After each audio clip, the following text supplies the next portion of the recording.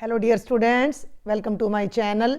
बेटा जी, जैसा कि आपको पता है कि 4 दिसंबर को आपका सेट 2 का एग्ज़ाम है, तो बहुत जल्दी में मैंने क्लास 6 के बच्चों के लिए ये एक छोटा सा सैम्पल पेपर बनाया है, जिसको आप रिवाइज करके अपने सेट की प्रिपरेशन कर सकते हो। ये आपके लिए काफ़ी हेल्पफुल रहेगा। और अगर आपको लेक्चर पसंद आता है तो सबसे पहले वीडियो को पॉज करके सभी बच्चे चैनल को सब्सक्राइब ज़रूर कर लें जिन्होंने अभी तक नहीं किया है, और इस वीडियो को ज़्यादा से ज़्यादा छठी कक्षा के बच्चों तक शेयर भी करें। चलिए जल्दी से देखते हैं। बेटा, आपकी सेट की परीक्षा 20 नंबर की होगी। 1 घंटे का आपको समय मिलेगा। सभी प्रश्न अनिवार्य हैं। 10 प्रश्न 1-1 नंबर के होंगे। 11वां और 12वां 2 नंबर के, और 13वां और 14वां 3 नंबर के, जैसा कि पिछली बार भी हुआ था। तो मैंने इनको 3 सेक्शन में बांट दिया है। सेक्शन नंबर ए नाम दिया है, जिसमें 1 अंक के प्रश्न आएंगे। ये पहला प्रश्न है, जल्दी जल्दी मैं हल करवा देती हूँ। 88 मीटर को दशमलव का प्रयोग करने पर किलोमीटर में बदलने से क्या उत्तर आएगा? तो देखो, अगर किलोमीटर के मीटर बनाने हैं तो 1000 से गुणा करते हैं, लेकिन अब उल्टा है। मुझे मीटर के किलोमीटर बनाने हैं तो मैं 88 को 1000 से भाग करूंगी, तो यह किलोमीटर में बदल जाएगा। लेकिन हमें दशमलव में बदलना है, तो नीचे क्योंकि 3 जीरो हैं तो ऊपर भी मुझे 3 अंक के बाद दशमलव लगाना है, पीछे से गिनते हुए।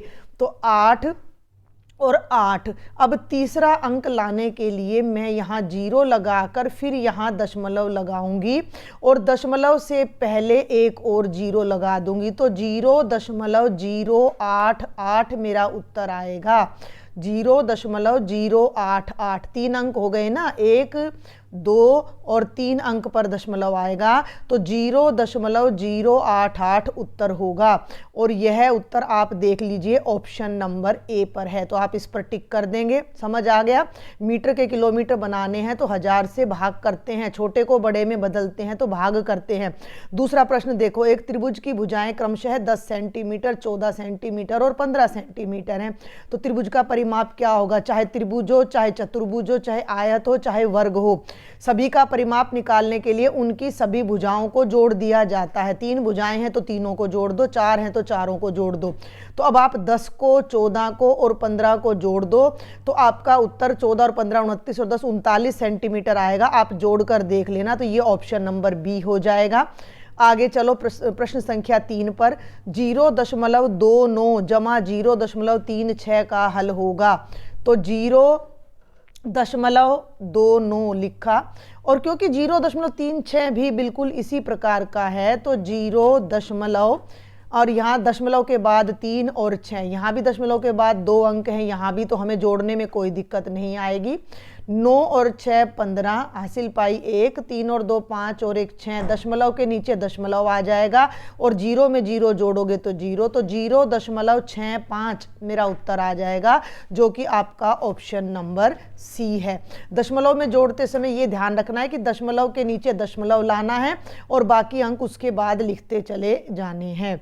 चौथे पर आ जाओ। 2350 ग्राम को किलोग्राम में बदलने पर क्या आएगा? बिल्कुल पहले प्रश्न की तरह का ही ये प्रश्न है। इसमें हमने मीटर को किलोमीटर में बदलना था तो 1000 से भाग किया था, बल्कि ये एक जैसा ही प्रश्न हो गया। और यहाँ ग्राम को किलोग्राम में बदलना है तो भी हमें 1000 से ही भाग करना है, तो 2350 के बटे में 1000 लगाएंगे, और पीछे से, क्योंकि नीचे 3 अंक है, तो पीछे से 3 अंक छोड़ते हुए यहाँ 2 के आगे दशमलव लगा देंगे। 2 के बाद 2.350 किलोग्राम हमारा उत्तर आ जाएगा।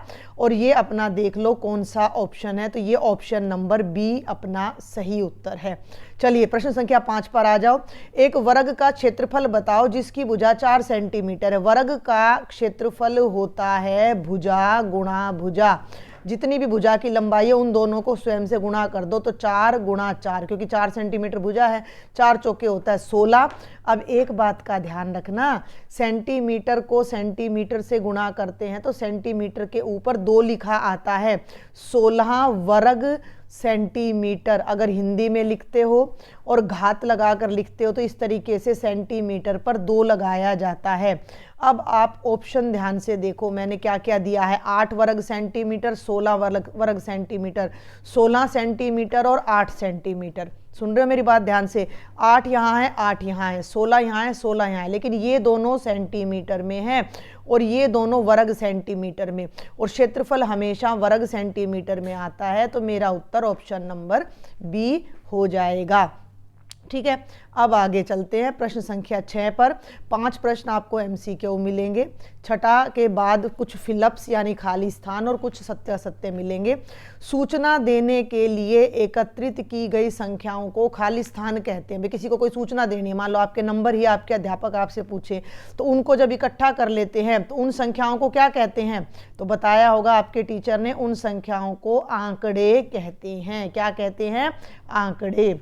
आयत का परिमाप बराबर है खाली स्थान। तो आयत का परिमाप होता है 2 गुणा ब्रैकेट में लंबाई। ठीक है, मैं साथ साथ बोल रही हूँ, स्क्रीन पर लिखने में थोड़ी सी समस्या होती है, पेन टिकता नहीं है ना, तो जमा में चौड़ाई। तो आप साथ साथ समझ लेंगे, 2 गुणा ब्रैकेट में लंबाई जमा चौड़ाई, यानी 2 बार लंबाई और 2 बार चौड़ाई को जोड़ना होता है। प्रश्न संख्या 8 पर आ जाओ। संख्या 8, प्रश्न संख्या भी 8 है। संख्या 8 का मिलान चिन्ह। तो देखो, 1 का मिलान चिन्ह ये होता है, 2 के लिए 2 डंडे लगते हैं, 3 के लिए 3, 4 के लिए 4 और 5 के लिए हम इसको ऐसे काट देते हैं। अब मुझे 6 पर जाना है, तो 5 के बाद एक और लगाओ 6, 5 के बाद एक और लगाओ 7 और 5 के बाद एक और लगाओ 8। तो ये 8 का मिलान चिन्ह हो जाएगा। क्लियर है? चलिए प्रश्न संख्या 9 पर आ जाओ। सत्य असत्य बताओ। 3.5 का न्यूनतम रूप 35/10 होगा, सत्य या असत्य? देखो ध्यान से सुनना, 3.5 की अगर दशमलव हटानी हो तो 35 के नीचे 10 आ जाएगा, क्योंकि दशमलव के बाद एक ही अंक है। लेकिन ये न्यूनतम रूप नहीं है। न्यूनतम रूप तब होगा, ऊपर वाली संख्या भी 5 से भाग हो रही, तो 5 7 35 और 10 भी 5 से भाग हो रहा है, 5 दूनी 10, तो 7/2 होगा इसका न्यूनतम रूप। तो ये असत्य है। क्लियर हो गया? बात समझ में आ गई? ये असत्य है। आगे चलो 10वें प्रश्न पर। 1 बड़ा है 0.99 से, ये असत्य है। 1 का मतलब 1.0 है ना, और ये है 0.99। दशमलव की संख्याओं की जब भी तुलना करनी हो तो पहले तो दशमलव से पहले का ही अंक देखो। अब दशमलव से पहले का अंक इसमें बड़ा है तो यही संख्या बड़ी होगी। अगर दशमलव से पहले के अंक बराबर हैं, मान लो 0.8 और 0.9 ले लिया, है ना? सुन रहे हो मेरी बात ध्यान से? तो दोनों में 0 बराबर है, पीछे इसमें 8 है और इसमें 9 है, तो ये बड़ा हो जाएगा। ठीक है, चलिए अब 2 अंक के प्रश्न पर चलते, जिसको मैंने सेक्शन नंबर बी नाम दिया है। रानी के पास 18.50 रुपए हैं। उसने रुपए 11.75 की एक आइसक्रीम खरीदी। अब उसके पास कितने रुपये बचे हैं? तो 2 नंबर का प्रश्न है, आप अपना पूरा लिख कर आओगे। रानी के पास रुपए, समझ रहे हो, मैं पूरा नहीं करवा रही हूं। रानी के पास रुपए बराबर है 18.50। आइसक्रीम खरीदी, कितने की खरीदी? 11.75 की। तो कितने रुपए बचे? तो बचे हुए रुपए निकालने के लिए हम क्या करते हैं? माइनस कर देते हैं। थोड़ा स्क्रीन बड़ा करके, मुझे साफ जगह मिल जाएगी। देखो जरा, 18.50 में से देखो दोनों बिल्कुल सेम है, तो 11, तो यहाँ 11 लिखूंगी, 11 के बाद दशमलव है 75, इनको घटाना है, तो यहाँ घटा का चिन्ह लगाओ। 0 में से 5 नहीं जाता तो पीछे से हासिल लेंगे, 10 में से 5 गए 5, यहाँ से हासिल ले चुके तो 4 बचेगा, 4 में से 7 नहीं जाएगा तो ये 14 बन जाएगा। तो 14 में से 7 गए 7, यहाँ दशमलव आ जाएगा और यहाँ 7 बच जाएगा, 7 में से 1 गए 6, 6.75 रुपये रानी के पास शेष बच जाएंगे। लॉजिक समझ आ गया? अब चलो प्रश्न संख्या 12 पर। आंकड़ों का प्रबंधन से है, ये बहुत आसान है। कैथरीन ने एक पासा लिया। पासा होता है लूडो की गोटी। लूडो की गोटी में 1 से लेकर 6 तक संख्याएं लिखी होती हैं। उसने उसको 40 बार उछालने पर प्राप्त संख्या को लिख लिया। मतलब पहली बार उछाला 1 आ गया, दूसरी बार उछाला तो 3 आ गया, तीसरी बार उछाला तो 5 आ गया, फिर 6 आ गया। ऐसे उसने 40 बार इनको लिख लिया। प्रत्येक बार प्राप्त संख्या को निम्न प्रकार लिखा, भी 1 3 5 6 6 3, ऐसे करके वो लिखती चली गई। क्लियर हो गया? अब ये कहता है कि भैया एक सारणी बनाओ और आंकड़ों को मिलान चिन्ह का प्रयोग करके लिखो। ठीक है, पहले सारणी बनानी है, मिलान चिन्ह लगाना है और फिर बताना है न्यूनतम बार आने वाली संख्या कौन सी है, यानी वो संख्या जो सबसे कम आई है, और समान बार आने वाली कौन सी संख्या, यानी वो संख्याएं जो इक्वल टाइम्स आई हैं, बार बार मतलब एक जैसी बार आई हैं। तो पहले हम इसकी तालिका बनाते हैं। अब लूडो की गोटी पर 6 ही अंक होते हैं, तो यहाँ 3 कॉलम आप बनाओगे। पहले आप लिखोगे अंक, इसको मैं यहाँ पर आपको साफ जगह पर मैं करा देती हूँ। आप ऐसा करना, मैं देखती हूँ मेरे पास कोरा पेज बच रहा है, बिल्कुल बच रहा है, तो आप या तो इस संख्या को नोट कर लो, नहीं तो ये मैंने आपकी बुक में से ही ली है, जो आपका आंकड़ों का प्रबंधन का चैप्टर है, उसको अपनी बुक को सामने रख लेना, उसमें आपको यह संख्या मिल जाएगी। और उसको सामने रखते हुए अब हम अपनी तालिका नीचे बनाएंगे, यहाँ साफ पेज पर। मैं यहाँ करा रही हूँ बच्चे प्रश्न संख्या 12 आपको। ठीक है, तो यहाँ पर आप लिखोगे कौन कौन सी तो संख्या आई है बच्चे। तो यहाँ तो आप लिखोगे संख्या, अगले कॉलम में आप लिखोगे इसकी बारंबारता। ठीक है, बारंबारता आप लिखोगे इसकी बारंबारता, दिख गया। और तीसरे कॉलम में आप बनाओगे इसके मिलान चिन्ह, मिलान चिन्ह। ठीक है, बहुत ही आसान सा है, 1 2 3 4 5 और 6।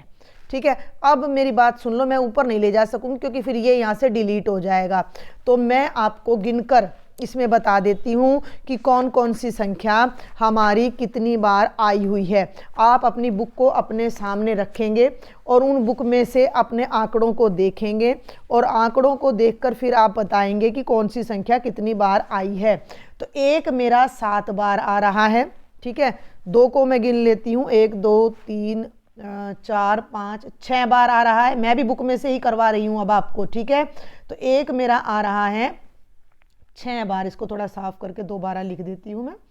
1 मेरा आ रहा है 6, 2 आ रहा है 6 बार। 3 को गिन लेते हैं कितनी बार आ रहा है, 1, मतलब जो भी संख्या है उसको पकड़ो और गिनो वो कितनी बार आ रहा है। तो 3 को गिनो, 1 2 3 4, और ये आ रहा है बच्चे 5 बार। ठीक है, और अपना 4 आ रहा है, 1 2 3 और 4 ही बार आ रहा है। 5 गिनो, सबसे ज़्यादा बार आ रहा है, 1 2 3 4 5 6 7 8 9 10, 1 मिनट, 1 2 3 4 5 और भाई 6 7 8 9 11 बार आ रहा है। 5 हमारा 11 बार आ रहा है, और 6 को मैं गिनती हूँ, 1 2 3 4 5 6 7 बार आ रहा है। आप इसकी पहचान भी कर सकते हो कि इन सब का जोड़ 40 आएगा। 7 और 6 13 और 5 18 और 4 22 और 1 23 और 10 33 और 7 40, तो ये बिल्कुल सही है। मिलान चिन्ह देखो, 1 2 3 4 5 6 और 7 का मिलान चिन्ह हो गया। अब 6 का देखो, 1 2 3 4 5 और 1 6। 5 का देखो, 1 2 3 4 5, अब 1 2 3 4। अब 11 का मिलान चिन्ह देखो, 1 2 3 4 5 6 7 8 9 10 और 11, और 7 का पहले भी बना चुका, 3 4 5 6 और 7। अब हमारे जो 2 भाग है हम उनका जवाब देंगे। पहला भाग है न्यूनतम बार, सबसे कम बार, तो सबसे कम बार 4 आया है, तो सबसे कम बार आने वाली संख्या हो गई 4, तो पहले भाग का उत्तर हो जाएगा 4।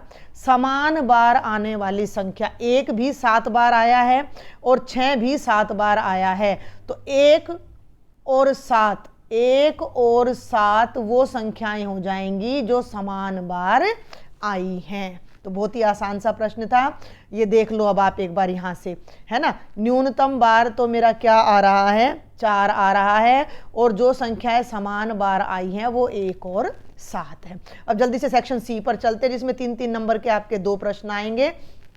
एक आयताकार, 13वां प्रश्न देखो, एक आयताकार गत्ते का क्षेत्रफल 36 वर्ग सेंटीमीटर है और इसकी लंबाई 9 सेंटीमीटर है, गत्ते की चौड़ाई ज्ञात करो।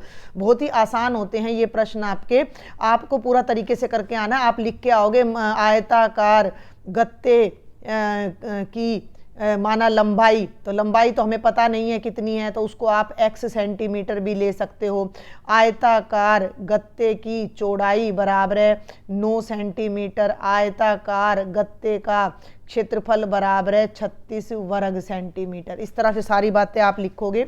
अगर आपको गत्ते की लंबाई और चौड़ाई दे रखी होती, ठीक है, कोई भी प्रश्न आपका बुक से बाहर नहीं आता है, बुक में से ही आता है, तो अगर आपने आयत का क्षेत्रफल निकालना होता तो उसका फॉर्मूला था लंबाई गुणा आयत की चौड़ाई, ठीक है। लेकिन अब उल्टा है, अब आपको लंबाई नहीं दे रखी और आपको नहीं, लंबाई दे रखी है, उल्टा कर गई मैं, लंबाई दे रखी है और चौड़ाई आपने ज्ञात करनी है। तो अगर हम क्षेत्रफल को लंबाई से भाग कर दें तो चौड़ाई आ जाएगी। तो मैं डायरेक्ट इस सवाल को करवा रही हूँ, 3 नंबर का है, तो आप पूरा इसको लिख के आना। तो गत्ते की चौड़ाई बराबर है, आप लिख दो गत्ते का क्षेत्रफल बटे में गत्ते की लंबाई, ठीक है। क्षेत्रफल है 36, लंबाई है 9, 9 से 36 भाग हो जाता है, 9 एकम 9, 9 चौके 36, तो 4 सेंटीमीटर आपके जो है गत्ते की क्या आ जाएगी, चौड़ाई। लेकिन आप सारी बात लिख के आना। आयताकार गत्ते का क्षेत्रफल बराबर है 36 वर्ग सेंटीमीटर, आयताकार गत्ते की लंबाई बराबर है 9 सेंटीमीटर, और फिर यहाँ से सवाल को शुरू करना। और अब जल्दी से लास्ट प्रश्न पर आ जाते हैं। और अगर मेरा लेक्चर आपको समझ आया हो, पसंद आया हो, तो पहले ही बोल देती हूँ, जल्दी से सब्सक्राइब कर लो और ज़्यादा से ज़्यादा बच्चों को इसको शेयर भी कर देना। चलिए, सब्सक्राइब करने से क्या होता है कि जो भी मैं वीडियो डालूंगी वो आपको ढूंढनी नहीं पड़ती है, डायरेक्ट मिल जाती है। रवि ने 5 किलोग्राम 400 ग्राम चावल, 2 किलोग्राम 20 ग्राम चीनी और 100 किलोग्राम 850 ग्राम आटा खरीदा। उसके द्वारा की गई खरीदारी का कुल भार या वजन ज्ञात कीजिए। फिर से वही आप तरीके से लिखेंगे। रवि ने चावल खरीदा, ऊपर वाली लाइन से बताती हूँ, रवि ने थोड़ा मेरे फ़ोन के ना स्क्रीन में भी थोड़ा प्रॉब्लम है, स्क्रीन थोड़ा ख़राब हो रहा है, इस वजह से भी पेन उस पर कम काम करता है बच्चे। रवि ने चावल खरीदा, रवि ने कितना चावल खरीदा? आप क्या करो, ऊपर लिख लो किलोग्राम और यहाँ लिख लो ग्राम, बहुत आसान हो जाएगा। रवि ने खरीदा 5 किलोग्राम, तो यहाँ 5 लिख दो और यहाँ लिख दो 400 ग्राम, हो गया। फिर लिखो रवि ने क्या खरीदा, चीनी खरीदा, तो खरीदा नहीं लिखोगे, चीनी खरीदी लिखोगे। कितनी है, 2 किलोग्राम 20 ग्राम। अब ये ध्यान रखना, यहाँ तो 2 लिखना है, लेकिन 20 का मतलब 0-20 होगा, 200 नहीं है कि 2 को आगे लिख दो। और फिर रवि ने तीसरी चीज जो खरीदी वो आटा है, 100 किलोग्राम 850 ग्राम। तो यहाँ बच्चे आप 100 लिखोगे और यहाँ 850, ऊपर आपको दिख रहा है, यहाँ मैंने किलोग्राम लिख दिया है, यहाँ मैंने ग्राम। कुल भार, इस प्रश्न का उत्तर आपकी बुक में गलत है, क्योंकि उसने 100 किलो आटा दिया है और उत्तर आ रहा है 18 किलो। या तो आटा देना था 10 किलो। आ रही मेरी बात समझ में? अगर 10 किलो आटा होता तो आपका उत्तर पिछले वाले से मिल जाता। तो हम तो जो राशि है उसी के हिसाब से हल करेंगे। अब जोड़ो, अब जोड़ना आसान है, देखो कैसे जोड़ोगे। इन तीनों को जोड़ दो तो 0 आ गया, 5 और 2 7, 8 में 4 को जोड़ोगे तो 12 आएगा और 12 की हासिल 1 यहाँ लग जाएगी। तो 5 और 2 7 और 1 8, 0 और 1, 108 किलोग्राम 270 ग्राम। मेरी बात फिर सुन लो, अगर ये संख्या 10 होती तो मेरा उत्तर आता 18 किलोग्राम 270 ग्राम, ठीक है। तो ये रवि ने कुल वजन खरीदा है। इसको आप लास्ट में किलोग्राम और ग्राम में लिख सकते हो कि 108 किलोग्राम और भाई 270 ग्राम वजन उसने खरीदा। तो ये था आपका कंप्लीट सैंपल पेपर। मैं उम्मीद करती हूँ ये आपके लिए बहुत हेल्पफुल रहेगा। अगर अच्छा लगे तो सब्सक्राइब करें और शेयर जरूर करें। Thank you.